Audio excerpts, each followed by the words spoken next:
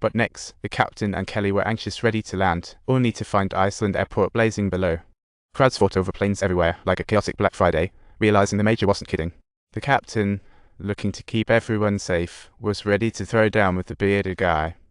Luckily, the captain stepped in and asked the major what was going on. He told the mechanic to return the gun to the major, who finally spilled the beans about the sun mutation.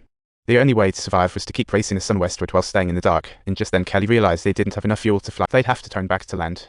The major protested first, but after weighing the options, the captain chose to turn back for fuel or sayonara. The major spoke up, but the captain coolly told him to zip it. After all, he was flying the plane. Everyone was uneasy as Mom soothed her sick child, and the influencer filmed their final thoughts. Someone was praying to God, but what if the rescue airport was as bad as Iceland? The captain was out of ideas. They had to act on impulse. He sent the mechanic to quickly find fuel, with less than an hour to sunrise. Just as they prepared to land, one of the engines decided it wanted to take an early vacation.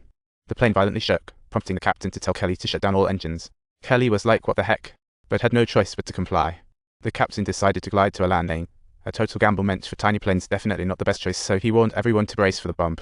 They landed safely, but the captain broke into a sweat as the plane still moved, leaving no time to celebrate. The runway was too short, they'd crash into a building. Kelly gripped the brakes, but thanks to the captain's resolve and roar, miraculously, the plane stopped just a meter from the wall.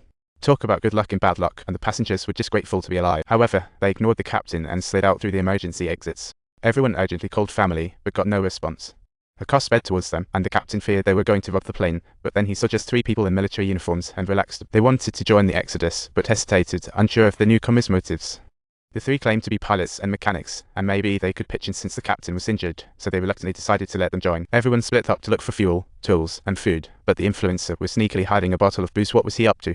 Just as everyone was about to board, a mother with a child refused to get on the plane because her kid couldn't handle a long flight. She wanted to take her child. Kelly stepped up to tell her to face reality, but got slapped. The injured attendant quietly took the child away, which surprisingly cheered Kelly up as she sedated. The mother was forcibly brought onto the plane, and the escape flight finally took off.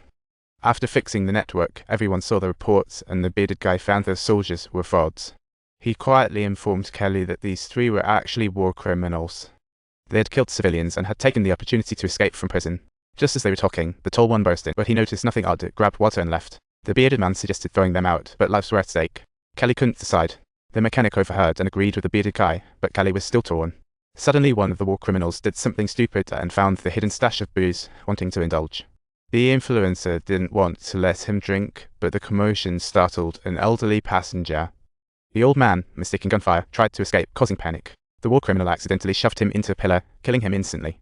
Everyone blamed the man for murder, but he thought he was helping.